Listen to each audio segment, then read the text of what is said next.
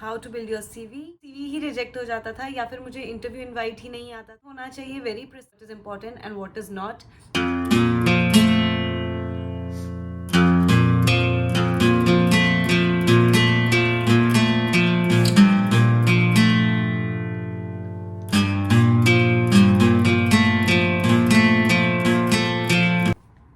Hello everyone, welcome or welcome back to my channel. I hope all of you are doing absolutely great. So today's video is very informative. It is about resume building, how to build your CV. आप अपना CV खुद कैसे बना सकते हैं, मैं आज की वीडियो में आपके साथ ये टिप्स शेयर करूँगी। तो मेरे साथ स्टार्टिंग में क्या होता था कि मैं जब भी किसी एयरलाइन के लिए अप्लाई करती थी और उनके वेबसाइट पे अपना CV ड्रॉप करती थी तो वो CV ही रिजेक्ट हो जाता था या फिर मुझे इंटरव्यू इनवाइट ही नहीं आता था या कोई रिवर्ट नहीं आता था उनकी तरफ से। तो I realize that this is a major problem और बहुत सारे लोग इस प्रॉब्लम को फेस करते हैं। तो I decided to make a video about it. मैं आपको बताऊंगी कि आपको अपना रिज्यूमे खुद कैसे बनाना है। You don't have to be very experienced, बहुत लंबा नहीं होना चाहिए आपका CV, बहुत शॉर्ट होना चाहिए, very precise, point to point. उसमें फालतू की चीज़ें ऐड करने की आपको कोई ज़रूरत नहीं है। I tell you what is important and what is not. Aviation में जब भी आपका CV देखा जा रहा होता है तो क्या पॉइंट्स वो लोग देखते हैं, I just tell you in this video. So the first thing is आप कौन सा ऐप यूज़ करेंगे अपना CV बिल्ड करने के लिए। बहुत सारे ऐप्स अवेलेबल हैं ऐप स्टोर और प्ले स्टोर में। CV बिल्डर, रिज्यूमे मेकर, बहुत सारे ऐसे एप्लीकेशंस हैं। आप CV बिल्डर सर्च करेंगे तो आपके पास बहुत सारे एप्लीकेशन के ऑप्शंस आ जाएंगे। बट इन एप्लीकेशंस के जो टेम्पलेट्स हैं ये बहुत अनप्रोफेशनल हैं। यू कैन से कि आप सबमिट कर सकते हैं बट आई डोंट थिंक आप एविएशन के लिए अगर अप्लाई कर रहे हैं तो आपको इस टेम्पलेट को फॉलो करना चाहिए because it is kind of colorful with picture and everything. You don't require any of that. आपका CV एक simple white page पे, white background पे plain CV होना चाहिए। आपको पिक्चर लगाने की भी ज़रूरत नहीं है अपनी। If you want, you can put a passport size photograph on your CV, but it is not mandatory. So you can totally skip this point. So I'll tell you how I made my CV. मैंने MS Word use करके अपना CV बनाया था खुद से, अपने phone में download किया था because I did not have a laptop और एनी कंप्यूटर और something like that. So I created it on my phone. MS word का मैंने ऐप डाउनलोड किया और उस पर अपना CV बनाया। वर्ड में भी बहुत सारे टेम्पलेट्स अवेलेबल होते हैं, अगर आपको नहीं बनाना आता है तो आप उन टेम्पलेट्स को यूज़ करके बना सकते हैं। There are plenty of videos available on how to use Microsoft Word. अगर आपको नहीं यूज़ करना आता है इस एप्लीकेशन को तो आप यूट्यूब वीडियोस देखकर सीख सकते हैं। I will tell you in another video कि वो कैसे यूज़ किया जाता है CV बनाने के लिए। But for now I will tell you how to make the CV. So the first thing on my CV was my name in capital and bold letters. सबसे ऊपर अपना नाम कैपिटल और बोल्ड लेटर्स में आप डालिए। आपको उसके साथ कुछ भी फैंसी फॉन्ट्स यूज़ करने की ज़रूरत नहीं है, सिंपल फॉन्ट्स यूज़ करने हैं। कोई पिक्चर मैंने ऐड नहीं करी थी अपने CV में। And this is the CV that I submitted for Qatar airways and that got selected. So under your name, you have to mention your contact number, your email ID, your date of birth, nationality, your passport number, and your address. So first thing, your contact number. Your contact number has to be active. सोच समझ के अपना contact number उसमें डालिएगा क्योंकि company आपको इसी contact number पे कॉन्टैक्ट करेगी। इसको अपने कंट्री कोड के साथ प्लीज़ डालना अगर आप इंडिया से हैं, +91 and then your contact number. Second thing is your email ID. Email address जो आपका होता है वो प्रोफेशनल होना चाहिए, अपने नाम के और सरनेम के साथ। कोई भी फंकी ईमेल एड्रेस नहीं होना चाहिए जैसा हम बना देते हैं बचपन में, उसको आपको अपने रिज्यूमे में नहीं डालना है। अगर आपका ईमेल एड्रेस कुछ फंकी नाम के साथ है, कूल समथिंग और you know cool hunk or something like that, you don't have to mention it in your CV. Please make another separate email address for professional use. Then you have to put your date of birth. अपनी date of birth आपको date, month, year format में लिखनी है। आप उसको अपनी age मत लिखना वहाँ पर बिल्कुल भी। 19 years, 20 years, 21 years, 2 months, something like that. No, you have to mention your date, month, year format. तो कंपनीज कुछ जो इंटरनेशनल एयरलाइंस होती हैं बहुत पर्टिकुलर होती हैं आपकी डेट ऑफ बर्थ को लेकर, क्योंकि उनका मिनिमम एज क्राइटेरिया 21 होता है. तो even if you are less than 21 years old, you have to mention your proper date of birth so that they can calculate कि जब तक आप आएंगे यहाँ पर इनकी एयरलाइन ज्वाइन करने के लिए, may be you will be 21, आप कंप्लीट कर लेंगे 21 years एज, राइट. तो आपको अपना डेट मंथ ईयर फॉर्मेट पूरा लिखना है. प्रोफेशनल तरीका यही है आपकी डेट ऑफ बर्थ लिखने का. इसके नीचे आपको अपनी नेशनैलिटी मेंशन करनी है. So you right nationality Indian, like that. उसके बाद you mention your passport number. So passport number mention करने से क्या एडवांटेज होता है, कंपनी को पता है कि आप प्रिपेयर्ड हैं ऑलरेडी आने के लिए. You have your passport ready, you don't have to wait for your passport. आप अब अप्लाई करेंगे तो कितने टाइम बाद आएगा, दे नो. तो अगर आप अपना पासपोर्ट नंबर भी मेंशन करते हैं, सो दे नो कि आपका पासपोर्ट रेडी है and you are ready to go or relocate to wherever the company's base is. So it's better to write your passport number on your CV ऊपर ही अपनी सारी information के साथ, जैसे कि मैंने आपको बताया. So after this आपका नाम आ चुका है, आपकी बेसिक इन्फॉर्मेशन आ चुकी है, कॉन्टैक्ट नंबर, ईमेल एड्रेस के जैसा सब कुछ. You can even write your postal address with this, ताकि उन लोगों को पता रहे that you are from another state, another city. After this you can start with your main body of the CV. आप पहला सेक्शन जो बनाएंगे it should be educational qualifications. तो आप इसकी हेडिंग डाल सकते हैं एजुकेशनल क्वालिफिकेशन या फिर क्वालिफिकेशंस. इसमें आपको अपनी हाईएस्ट क्वालिफिकेशन से स्टार्ट करना है. So for example you are a post graduate applying for the position of cabin crew. You are going to write about your course, your university and the year that you are going to complete it in. For example, I was pursuing my masters when I appeared for the interview.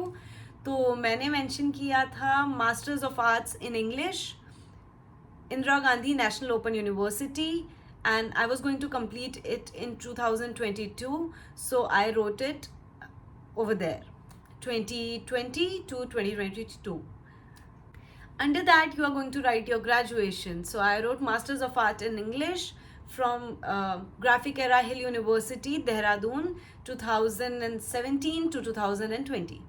So this is how you are going to mention your educational qualification, highest.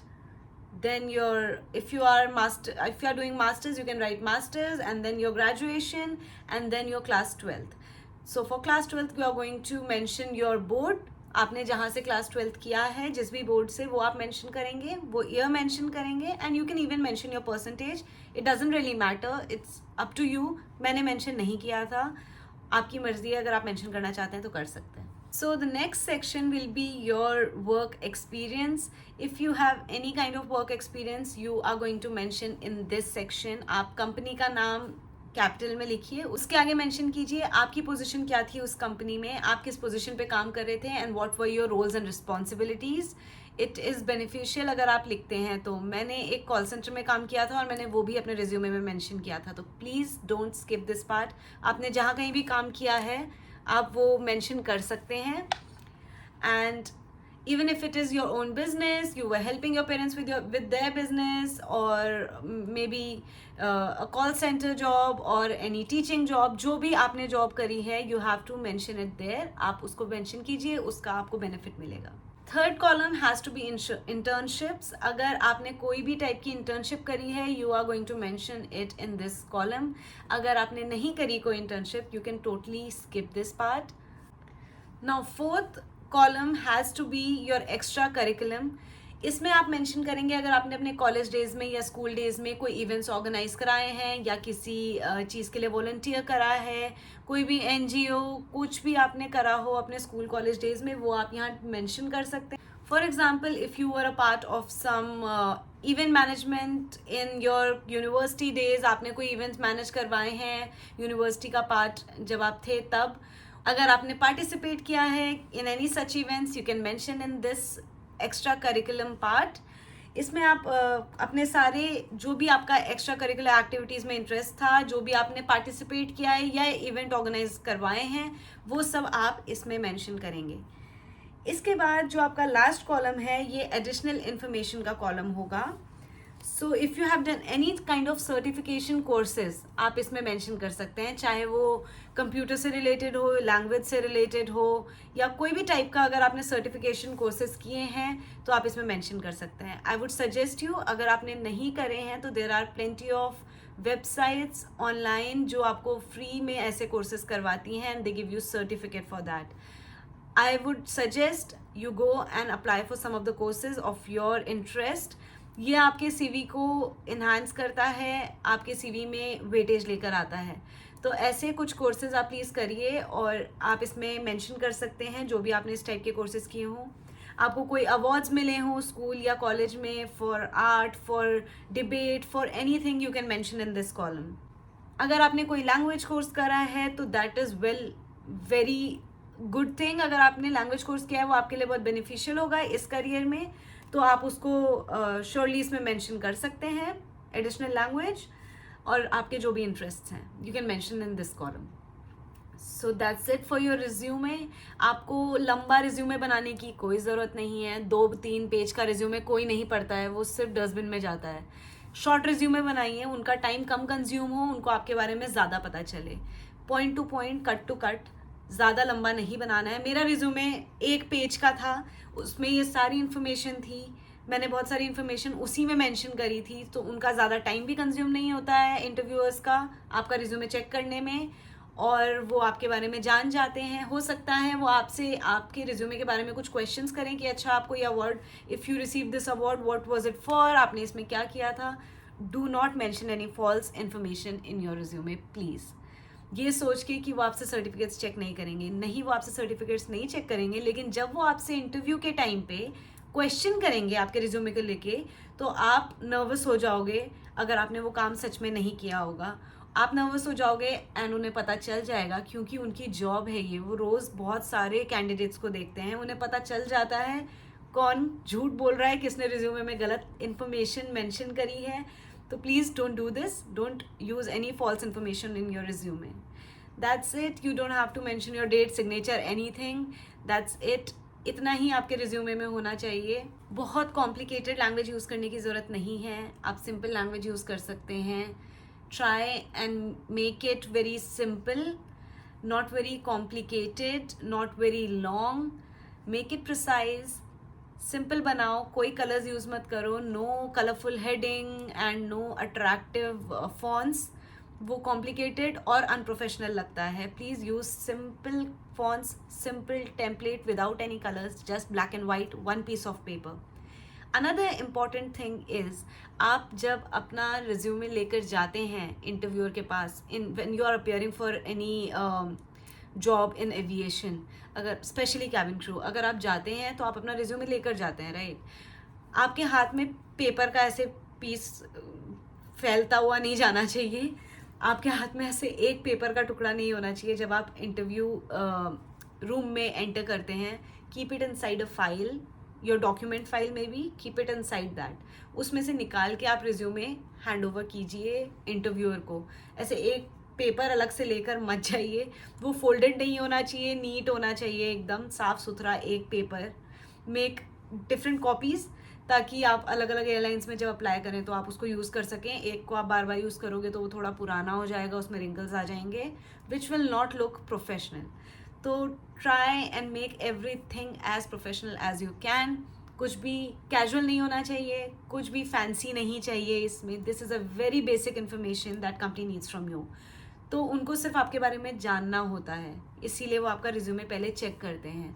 तो आपको इस एक piece of paper के ऊपर जज किया जा रहा है. End of course your interview जो ज़्यादा से ज़्यादा 5 या 10 मिनट का होगा, मैक्सिमम 15 मिनट्स. आपको इन 15 मिनट में उस पीस ऑफ पेपर से और आपके इंटरव्यू देने के तरीके से जज किया जाएगा. And this will decide whether you are going to Doha, Dubai और whatever the base is और नॉट. तो आप make sure that you make your resume very short and crisp and very simple. Use this advice जो मैंने आपको resume बनाने का तरीका बताया है, इस तरीके को फॉलो कीजिए. और if you have any other questions, feel free to comment. I will try to reply to all of your comments. I will be more than happy to help you out with this. अगर आपकी मैं किसी भी तरीके से कोई मदद कर पाऊँ तो. Thank you so much for watching. Please keep supporting. Please like the video and subscribe to my YouTube channel. जब आप लोग वीडियो लाइक करते हैं, वीडियो में ज़्यादा व्यूज़ आते हैं, it motivates me to make more videos and help you guys with this, with your dream job. I can understand कि rejection, how it is, how it feels. मैंने खुद face किया है. मैं जानती हूँ कि कितने साल तक मैंने ये सपना देखा था यहाँ पहुँचने का. And now that I am here, I want to help other people with this. Please keep supporting. Thank you so much for watching. Like, share and subscribe. Bye bye. See you in another video. See you on board. Fly high.